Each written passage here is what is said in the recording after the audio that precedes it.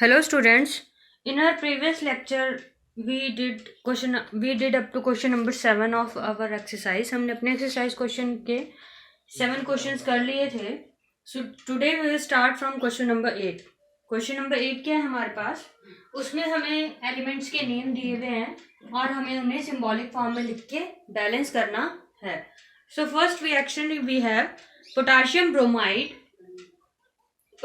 bromide plus barium iodide gives us potassium iodide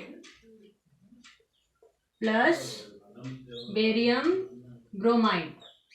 okay, ये chemical reaction दी है. इसे balance करने के लिए क्या करना होगा? देखिए लास्ट में देखो जो हमारे पास बेरियम ब्रोमाइड है वो कितने एलिमेंट्स है ब्रोमाइड के 2. तो इधर ब्रोमाइड के एलिमेंट्स को बैलेंस करने के लिए क्या लिखना पड़ेगा 2.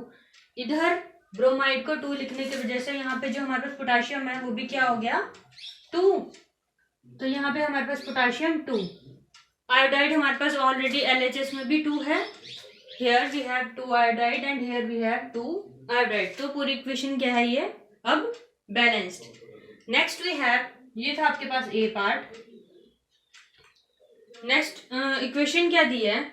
Zinc carbonate plus zinc oxide zinc carbonate ZnCO3 plus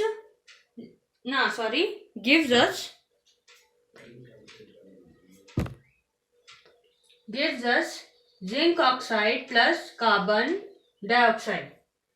ठीक है, तो फर्स्ट ऑफ ऑल जो हम इसमें टाइप ऑफ केमिकल रिएक्शन भी बताना है. तो ए पार्ट है जो आपका वो क्या है? Double displacement reaction. Double displacement reaction. और जो हमारे पास सेकंड है सिंपल सा डिकम्पोजिशन. एक एलिमेंट 2 में ब्रेक हो रहा है, that is decomposition. Now third one we have hydrogen plus chloride. Hydrogen plus chloride gives us hydrogen chloride, that is HCl. So 2 times HCl balance हो गया. 2 hydrogen here, 2 hydrogen here and 2 chlorine here and 2 chlorine there. So ये balance हो गया. इसमें आपके 2 elements मिलके एक element 2 reactants मिलके एक प्रोडक्ट बना रहे हैं ना. तो ये कौन सी रिएक्शन है आपके पास? Combination reaction. Now fourth one we have magnesium plus hydrogen chloride. Magnesium plus hydrogen chloride gives us magnesium chloride plus hydrogen gas. ठीक है, ये सिंपल आपके पास क्या है? डिस्प्लेसमेंट. क्योंकि देखो जो क्लोरीन है इसने उसमें अपनी पोजीशन डिस्प्लेस करी है, अपनी पोजीशन बदली है. पहले वो HCl के साथ था, उसके बाद वो मैग्नीशियम के साथ हो गया. ठीक है, अब इसको बैलेंस करने की बात है. इधर हमारे पास 2 क्लोरीन है और इधर हमारे पास 2 हाइड्रोजन. तो हम यहाँ पे क्या लिख देंगे 2HCl. तो now this equation is balanced. अब क्वेश्चन नंबर 9 है हमारे पास. उसमें क्या है? एंडोथर्मिक और एक्सोथर्मिक रिएक्शंस को डिफाइन करना है और उसके एग्जाम्पल्स लिखने हैं. दोनों आपको नोट्स में कराया है, आपको सेम एज इट इज लिख देना है. Next we have question number 10. इसमें पूछा है जो रेस्पिरेशन है वो एक एक्सोथर्मिक रिएक्शन क्यों है. ठीक है, why respiration is called exothermic reaction. तो इसका एक्सप्लेनेशन क्या है? बिकॉज पहले वर्बली बोल देती हूँ आपको. Because while respiration energy is released.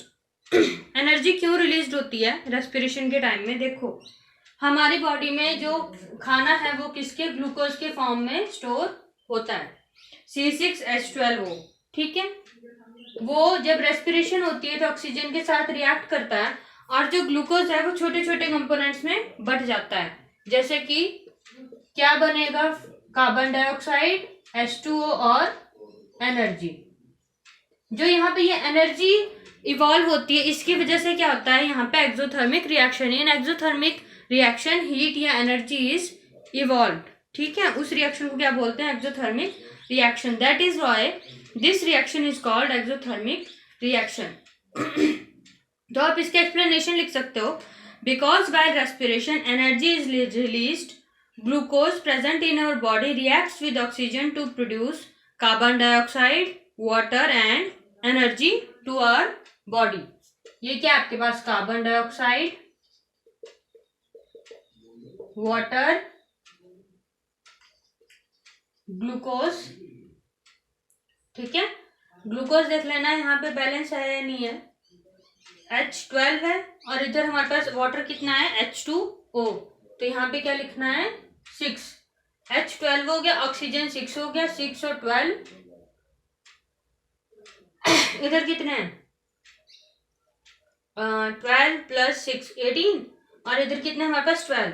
ये है हमारे पास ग्लूकोज का फॉर्मूला गलत है, C6H12O6 होता है। ठीक है, कार्बन भी 6 बैलेंस है, ऑक्सीजन 18 बैलेंस्ड है और हाइड्रोजन 12 बैलेंस्ड है। सो ये ग्लूकोज है आपके पास, और ये क्या है? ऑक्सीजन, जो कि हम रेस्पिरेशन के टाइम में इनटेक कर रहे हैं, उसके साथ रिएक्ट करके ग्लूकोज स्मॉल कंपोनेंट्स में ब्रेक हो जाता है। किसमें? कार्बन डाइऑक्साइड में, वाटर में और एनर्जी में, जो कि हमारी बॉडी को रिक्वायर्ड होती है। इसीलिए इस पूरे रिएक्शन को क्या बोलते हैं? Exothermic reaction. Now we have question number 11। Why are decomposition reactions called opposite of combination reaction? Simple सी बात है आपके पास, डिकम्पोजिशन में क्या होता है?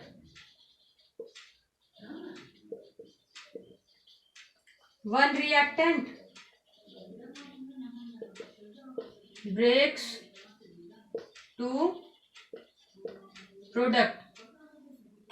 जो प्रोडक्ट है यहाँ पे वो आपके पास 2 या 2 से भी ज्यादा हो सकते हैं। ठीक है, 2 और मोर। अब देखो कॉम्बिनेशन में क्या होता है? 2 और मोर reactants combine to give one product. Opposite है बिल्कुल। इधर देखो रिएक्टेंट एक है, उधर क्या है? प्रोडक्ट एक है। उधर प्रोडक्ट 2 एंड मोर है, इधर प्रोडक्ट 2 एंड मोर है। ठीक है, तो आपको सिंपल इसमें इन दोनों की डेफिनेशंस लिखनी है। डिकम्पोजिशन में डिकम्पोजिशन रिएक्शन क्या होता है और कॉम्बिनेशन रिएक्शन क्या होता है, दोनों का लिख देना। उसके बाद जो डिकम्पोजिशन का है आपके पास एग्जाम्पल, डिकम्पोजिशन का एग्जाम्पल आप कंप्लीट लिख देना रिएक्शन के बाद। मैं यहाँ पे रिएक्शन के बाद दोनों रिएक्शंस के बाद लिख रही हूँ। आप जब डिकम्पोजिशन की डेफिनेशन लिखोगे उसके बाद लिखना। तो सिंपल सा एग्जांपल ले लेते हैं हम यहाँ पे वाटर का। जब डिकम्पोज होता है ये किस में होता है? हाइड्रोजन और ऑक्सीजन में। ठीक है, ये बैलेंस्ड है आपके पास। कॉम्बिनेशन में भी हम हाइड्रोजन और ऑक्सीजन का बैलेंस ले लेते हैं। Example, hydrogen plus oxygen gives us 2H2O। Opposite है बिल्कुल। देखो इधर हमने प्रोडक्ट से रिएक्टेंट बनाए, ठीक है, मतलब सिंगल रिएक्टेंट से 2 प्रोडक्ट बनाए। इधर हमने 2 रिएक्टेंट से सिंगल प्रोडक्ट बनाया। ये थे आपके पास डिकम्पोजिशन और combination reaction. Now we have question number 12। Write an equation each for decomposition reactions where energy is applied in form of heat, light and electricity. तो हमें डिकम्पोजिशन रिएक्शन के 3 एग्जाम्पल्स लेने हैं यहाँ पे, जिसमें जिन तीनों में एक में हीट, एक में लाइट और एक में इलेक्ट्रिसिटी यूज हो रही होगी रिएक्शन के लिए। ठीक है, तो जिन रिएक्शंस में हीट यूज होती है उन्हें क्या बोलते हैं? Thermal decomposition. तो फर्स्ट ले लेते हैं हम एग्जांपल किसका? थर्मल डिकम्पोजिशन का। थर्मल डिकम्पोजिशन में क्या होता है हमारे पास? हम किसी भी रिएक्शन को कैरी ऑन करने के लिए हीट सप्लाई करते हैं। तो हम एक आपने करा भी है, हम ले लेते हैं फेरस सल्फेट का। हमने सारी रिएक्शन से पहले करी भी है और आपकी बुक में गिवन भी है। तो फेरस सल्फेट आपको क्या देता है? डिकम्पोज होके ferric oxide plus sulphur dioxide and sulphur trioxide. Trioxide मतलब ऑक्सीजन के 3 एलिमेंट्स। तो ये आपके पास 3 आ गए यहाँ पे, ferric oxide, sulphur dioxide and sulphur oxide. Thermal decomposition दिखाने के लिए यहाँ पे एरो के ऊपर आपने क्या लिखना है? Heat.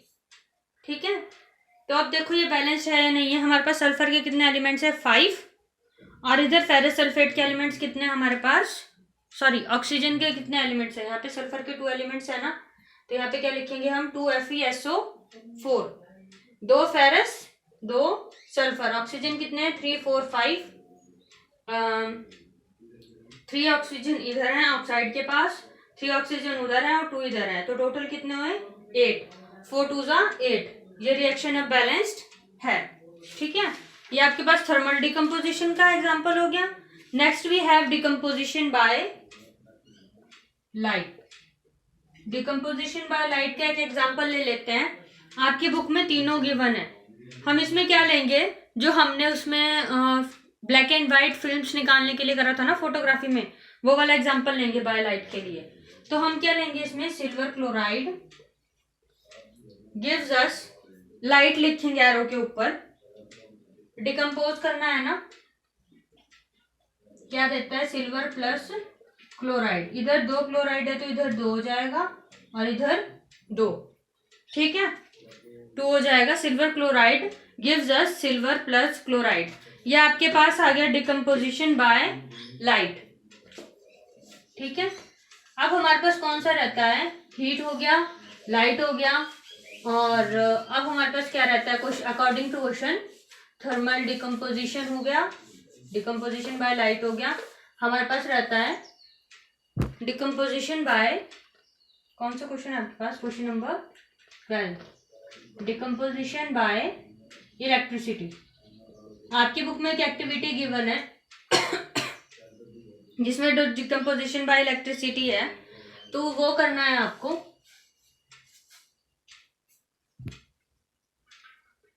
Aluminium oxide gives us, decomposition है, सिंपल सी है, आपको कंफ्यूज होने की जरूरत नहीं है।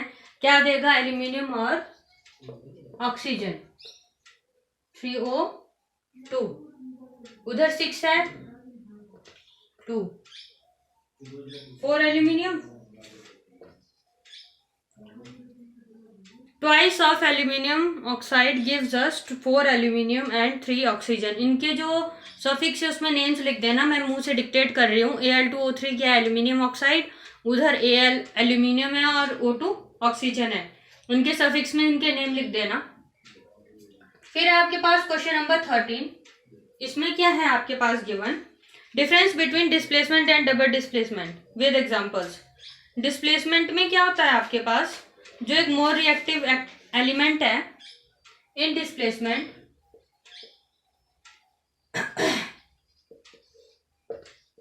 Double displacement. देखो अगर आपके पास कभी भी किसी 2 रिएक्शंस का डिफरेंस पूछा गया है तो आपका सिंपल डेफिनेशन लिख के काम नहीं चलेगा। आपको हमेशा जब आप केमिकल रिएक्शंस रिप्रेजेंट कर रहे हो या फिर केमिकल रिएक्शन के बारे में लिख रहे हो, तो उस केमिकल रिएक्शन से रिलेटेड आपको एक एग्जांपल भी देना पड़ेगा, जस्टिफाई करना पड़ेगा, क्योंकि केमिकल रिएक्शन बिना केमिकल सिंबल्स के कोई भी उनकी ज़्यादा खास इंपॉर्टेंस नहीं है, ये डेफिनेशंस के थ्रू। तो इन डिस्प्लेसमेंट जो हमारे पास होता है, मोर रिएक्टिव एलिमेंट